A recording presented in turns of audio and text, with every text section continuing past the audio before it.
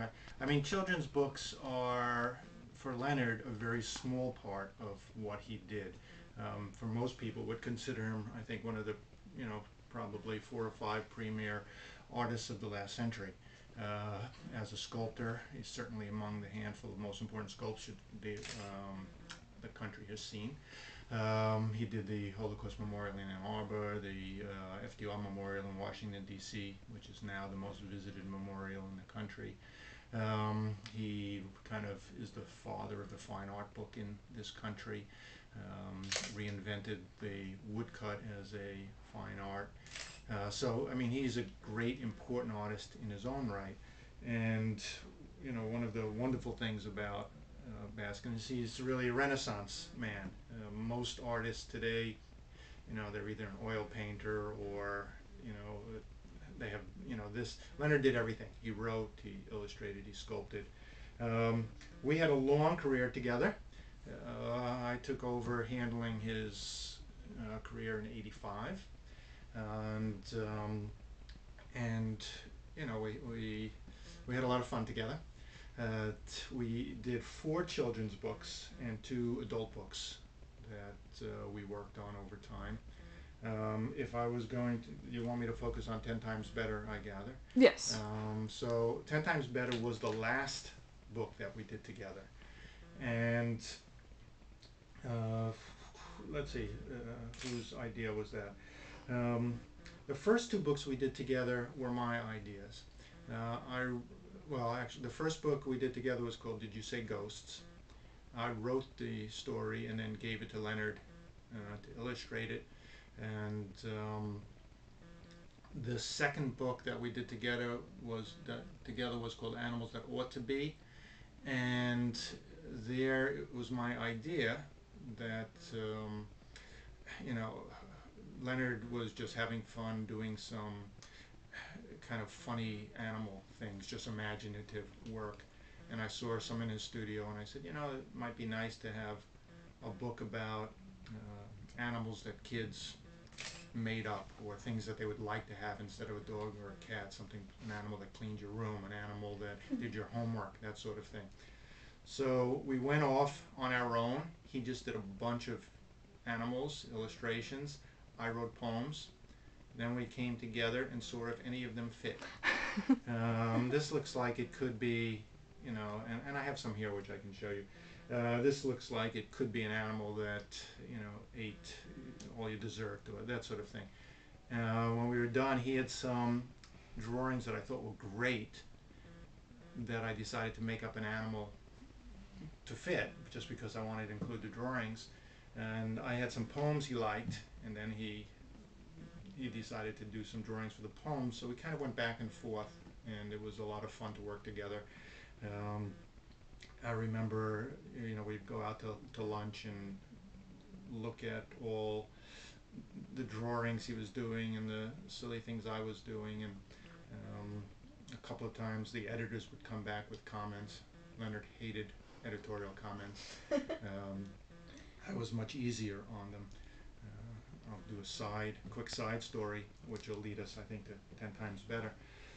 My first book, Did You Say Ghosts? It's a little kid who is scared of ghosts, and the father decides to calm his fears by saying, don't worry, there's no such thing as ghosts. Besides, the werewolves scare the ghosts away. And then, of course, the kid is terrified of werewolves. It's kind of a game I used to play to torture my own kids when they were young, and I figured that rather than just torture my own family, I could torture kids around the country. And Leonard does a lot of scary drawings, and it kind of was around, the werewolves are scared by the witches, and, it just keeps going.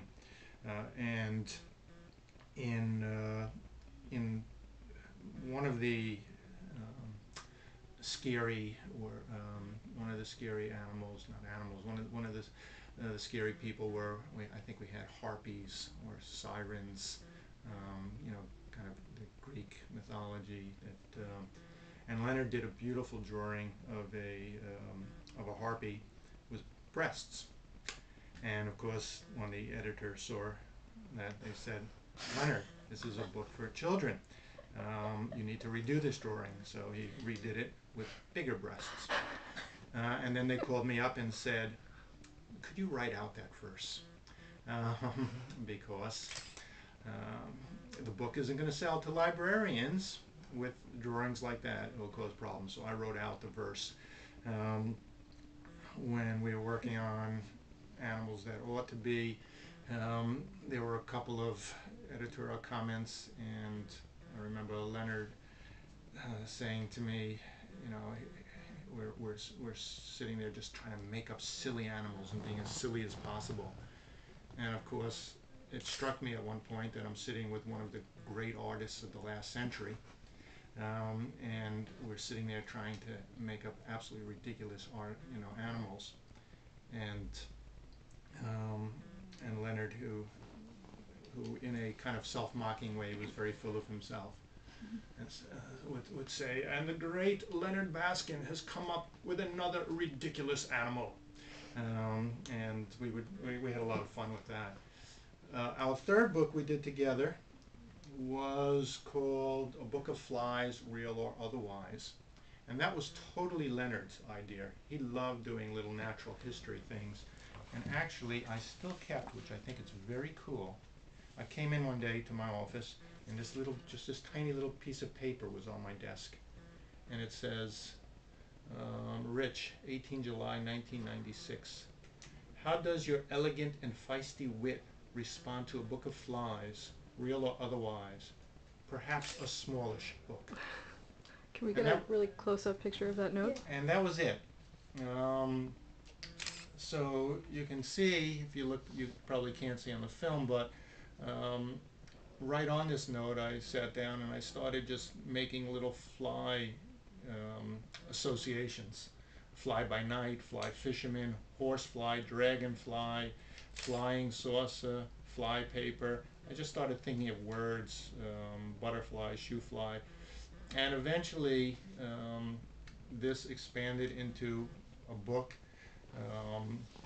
Leonard just did a bunch of, you know, kind of silly fly drawings, and we decided to create a book that had both made up flies and then the real fly, so that he would do a drawing of a coffin fly, which, you know, in a coffin kind of thing, and I'd make up a silly poem about a fly in a coffin.